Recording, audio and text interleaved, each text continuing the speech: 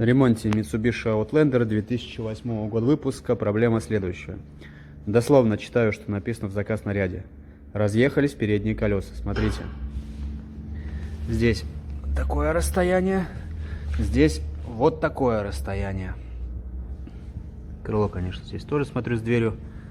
Устали. Идем на правую сторону. По правой стороне. Здесь, в принципе, все хорошо.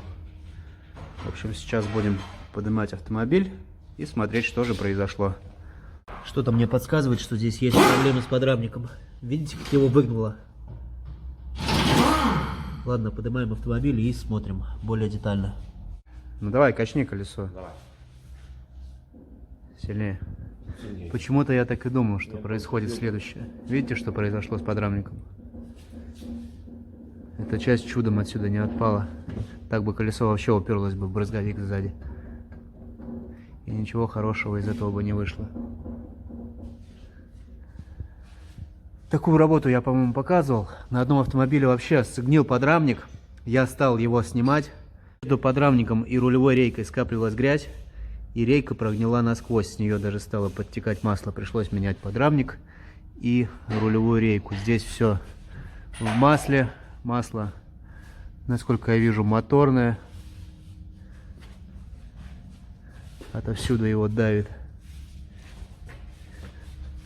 Амортизатор в таком состоянии. Видите, с него масло все вылилось. Ох, какая красота. В общем, сейчас еще все остальное посмотрю. Но необходимо менять амортизатор, а лучше два, потому что они меняются парой. И подрамник. Демонтировал старый подрамник, уже успели привезти новый, не оригинальный, его стоимость 15 тысяч рублей. Сразу же прикрутил к нему рычаги, задние болты затянул, передние болты не протягивал. Их я затяну под нагрузкой, когда автомобиль будет стоять на развал схождения, чтобы сайлентблоки долго и упорно ходили.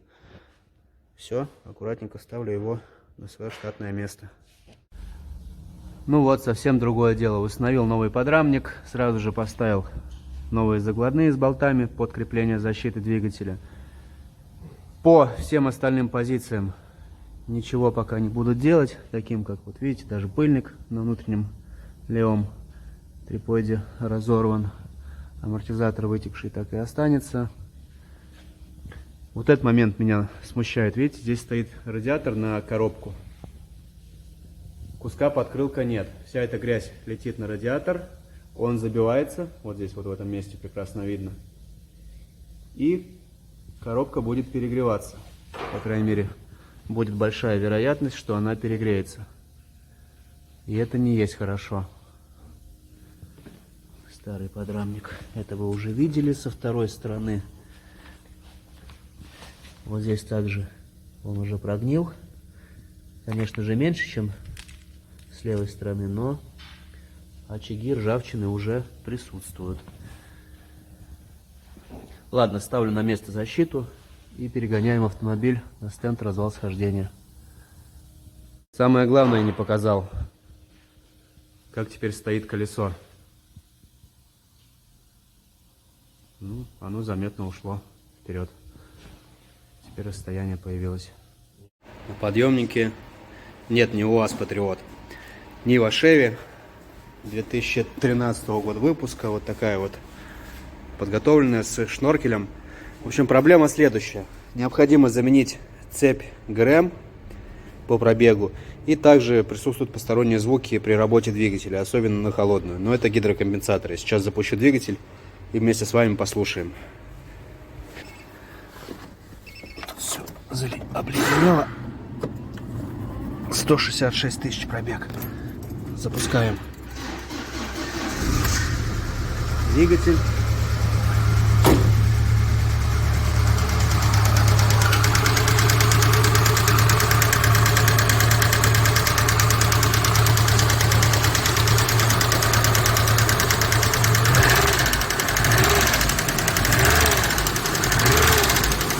Слышите, что происходит?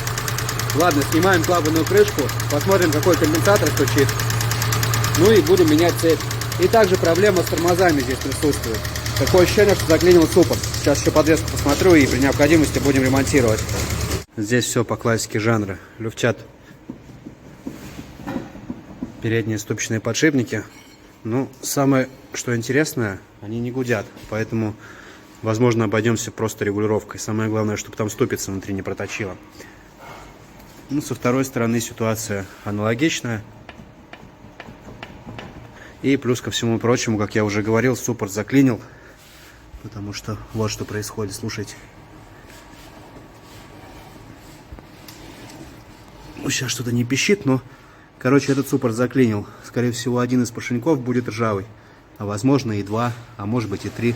Ладно, мы это посмотрим. В общем, по суппорту ситуация рядовая. Во-первых, все пыльники потрескались. И в них присутствуют дыры. Во-вторых, поршеньки ржавые. Вот для наглядности, чтобы вам показать. Поршни ржавые. Также пыльники потрескались все. Начинаются интересности. Во-первых, еле-еле снял переднее правое колесо, закисло насмерть. Ладно, не суть. Стал снимать кучу этих защит. Здесь еще такое дышло под какой-то, я не знаю, что тут. Может, лебедка спереди когда-то стояла. Пришлось бампер немножко подразобрать. На защите нашел ручеек от ремня. Дальше наблюдаю вот такую картину. Остатки ремня намотало под шкив насоса гидроусилителя. Это мы отсюда достанем. В общем, ремень под замену. Скорее всего, второй ремень тоже пойдет под замену, хотя он как будто бы свежий. Ладно, сейчас все навесное, еще осмотрю. И будем от этого отталкиваться. А вот это нужно будет оттуда выковырить. Потому что это не дело. Хорошо, под сальник не попало. Так бы и сальник вышел из строя. Снял клапанную крышку. Тут метки у меня еще не выставлены. Смотрите. Вот гидрокомпенсатор первого цилиндра. Это у нас что? Выпуск получается. Правильно? Правильно. Смотрите, что с ним происходит. Оп. И совсем не удивительно. Я почему-то более чем уверен, что практически все будут в таком же самом состоянии. Прежде чем снимать звездочку распределительного вала и сам распредвал, необходимо выставить метки. Ну и переднюю крышку не снимешь, пока метки не будут стоять. Смотрите, вот там на шкиве, на зубчатом, есть меточка, я ее пометил маркером. Она выставляется напротив датчика коленчатого вала. Вторая метка присутствует на звездочке распредвала. Вот здесь есть вот такая вот выступ. Напротив него встает вот здесь вот точечка, видите? Это метка, соответственно, первая метка и вторая метка. Разборка Нивы идет полным ходом. Уже демонтировал распредвал, снял переднюю крышку, практически вытащил оттуда цепь. Сразу, смотрите, покажу вам.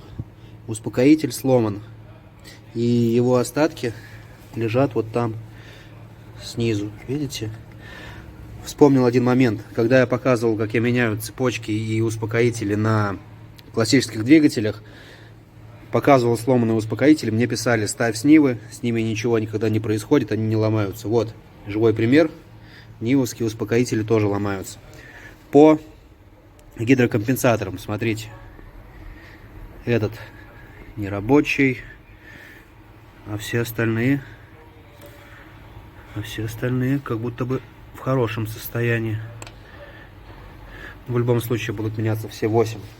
На рокерах выработки нет, они в отличном состоянии. На распредвале выработки также нет, кулачки не сожжены, потому что как-то я показывал в своих видео, кулачки бывает сжирает и появляется посторонний стук. По звезде, ну, звезда относительно тоже в хорошем состоянии, ее мы скорее всего будем оставлять. Смотрите, как сильно проточило успокоитель. Ну, понятное дело, он туда упал, попал между цепью и блоком, и его начало точить. На башмаке, куда я дел башмак, на башмаке также присутствует выработка, которая видна невооруженным взглядом. В общем, не зря мы сюда залезли. Посмотрим на растяжку цепи. Ну, на самом деле не так-то все и плохо. Я бы не сказал, что старая цепь очень сильно вытянулась. Плюс-минус она такая же, как и новая. Хочу показать вам один момент. Смотрите, рампа масляная, которая идет к гидрокомпенсаторам, демонтирована. Необходимо будет ее внимательно просмотреть, чтобы на ней не было трещин. Также проверить, чтобы она не была забита, продуть, промыть. Демонтировал гидрокомпенсаторы. Внутри они очень грязные. Присутствует большое количество какого-то нагара. Масло, скорее всего, было не очень качественным. Посадочные места под гидрокомпенсаторы в таком состоянии. Смотрите, что внутри происходит. Там очень много грязи. Необходимо все это будет промыть. Там прям... Короче, поверьте мне на слово. Вот видите, вот такая вот кашица присутствует. Сейчас туда буду заливать очиститель тормозов. Все это дело промывать и оттуда выкачивать с помощью вот этой бочки и вакуума всю эту грязь. Далее необходимо будет проверить еще вот эти вот очки, потому что случается такое, что они лопаются и давление масла не подается к гидрокомпенсаторам. Промыл посадочные места гидрокомпенсаторов. Там внутри осталось большое количество нагара. Сейчас, скорее всего, еще очистителем дроссельной заслонки без фанатизма все это дело помою, выдую, но желательно не перебарщивать, потому что эта жидкость пойдет в масляную систему. Стечет туда, хотя я масло буду менять, но как бы нежелательно. В любом случае это лучше, чем было до этого. Мы подошли к тому моменту, в общем, осталось установить переднюю крышку. Поддон двигателя, к сожалению, владелец не захотел снимать, потому что там, возможно, внутри присутствуют остатки успокоителя. Ну да ладно. Желание клиента закон. Цепочка стоит новая, все по меточкам. Здесь все чистенькое, новые гидрокомпенсаторы. Сразу заполнил их маслом. Передняя крышка подготовлена. Сразу же установил в нее новый сальник. Ну что, ставлю на место переднюю крышку. Скорее всего, сегодня больше уже ничего не буду делать.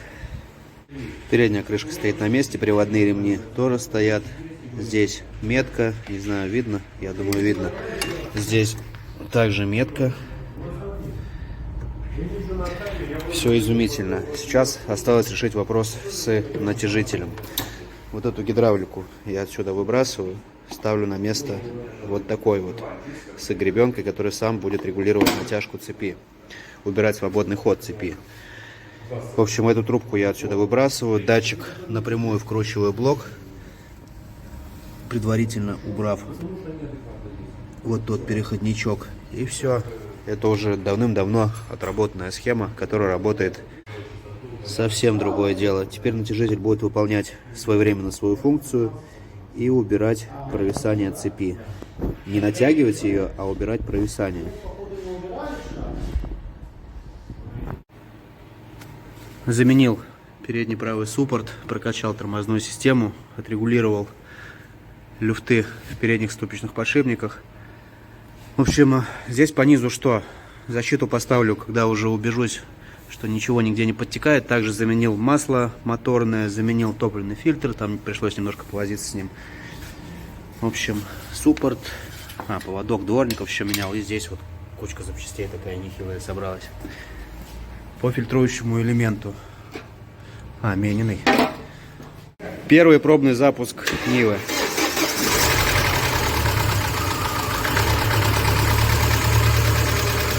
Пускай работает. Погасло давление. Ну, сейчас дадим двигателю поработать. Гидрокомпенсаторы придут в чувство, наполнятся маслом. Ну, уже плюс-минус все звуки ушли. Вы помните, как он до этого работал?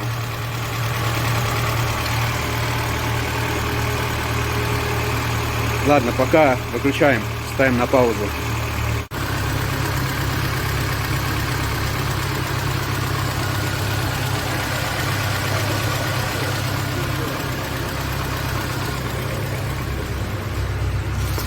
Посмотрим, есть ли там ошибки какие-то на панели приборов.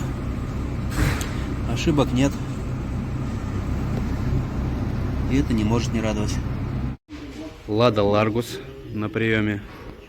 В общем, смотрите, конец зимы. Да какой конец зимы? Уже скоро второй месяц весны будет. Смотрите, в каком состоянии покрышка. Вращаем колесо и наблюдаем следующую картину. Это, конечно, что-то с чем-то. Сейчас я еще покажу ее с другого ракурса. Как они на таком колесе катаются.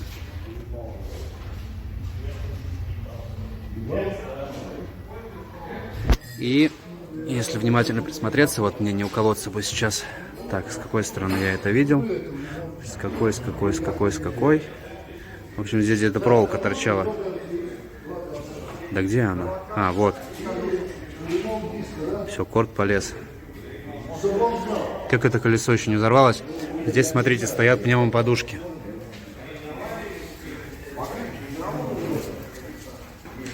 По-моему, этот автомобиль уже был в каком-то из выпусков у меня. Потому что эти пневмоподушки я помню. На Ларгусе прокатали колесные диски и заменили все 4 покрышки, потому что они плюс-минус все были в таком же уставшем состоянии.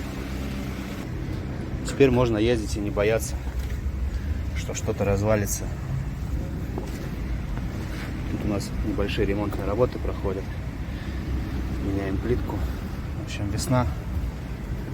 Вот еще один экземпляр. Ларгус 2020 года выпуска. В общем, попросили сделать ТОшку и разобраться с АБС-кой, потому что водитель говорит, на панели приборов горит сигнальная лампа. И АБС, соответственно, не работает.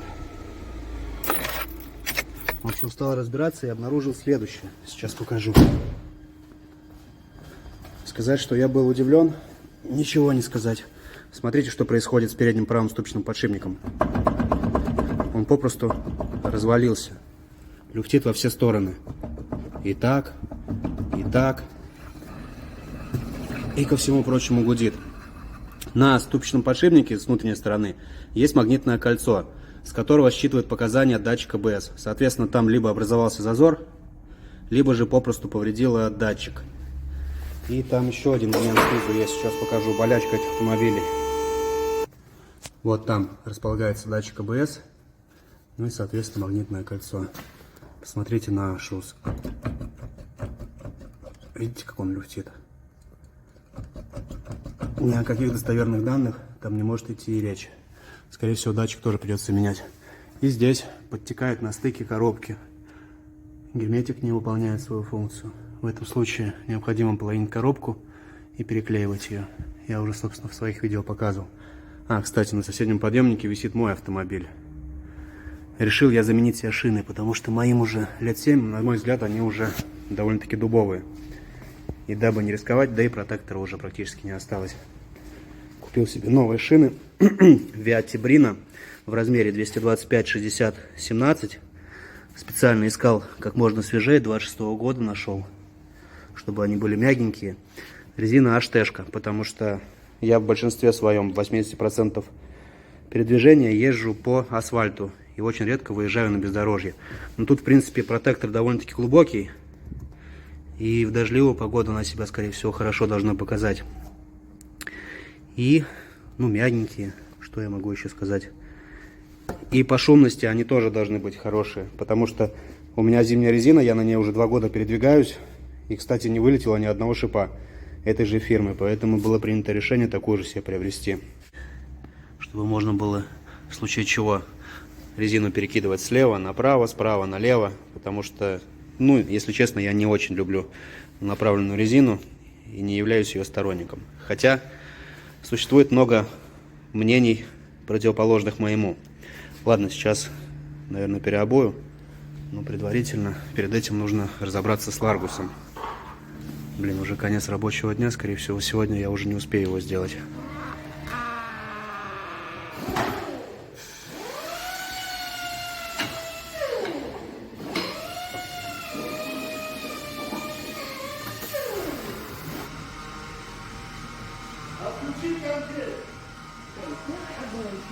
Готово.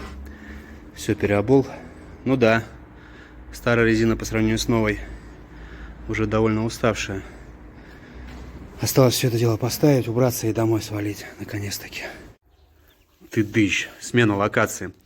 В общем, снова на ремонте, в другом гараже, приехал за город. Вчера переобул автомобиль. Резина, кстати, показала себя хорошо. Отбалансировалась идеально. В общем, сейчас хочу заменить масло в двигателе и масло в коробке. Вот, кстати, чтобы не быть голословным, покажу вам зимнюю резину. Проехал я на ней 2 сезона. Все шипы на месте. И это на самом деле не может не радовать. Nissan Almera примерно навскидку 2006 год, наверное. 2002 год. В общем, жалоба на то, что автомобиль не хочет ехать. Запустишь ненадолго? Ну давай послушаем. В общем, машина не едет, какой-то грохот раздается снизу. Такое ощущение, что оторвало привод. Так, Стас, подожди, не мешай, у нас тут это...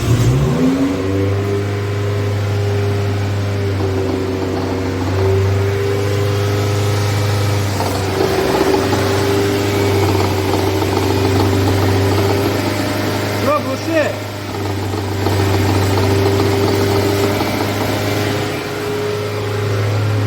Наружный шрус разорвало. В общем, все понятно. Сейчас пытаемся поднять его. Автомобиль, потому что там порогов, насколько я вижу, тоже Не особо-то и осталось. Аккуратненько поднимаем и...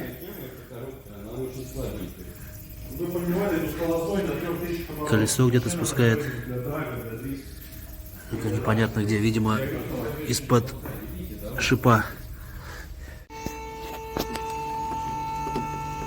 Господи, как тут все... Не. Опускай. Мы сейчас поставим туда дальше. Нет, ну так относительно. До самого конца опускай. Вот зачем брать такой ремонт? Ну, Исключительно для того, чтобы я снял. как-то же уехать нужно машинке.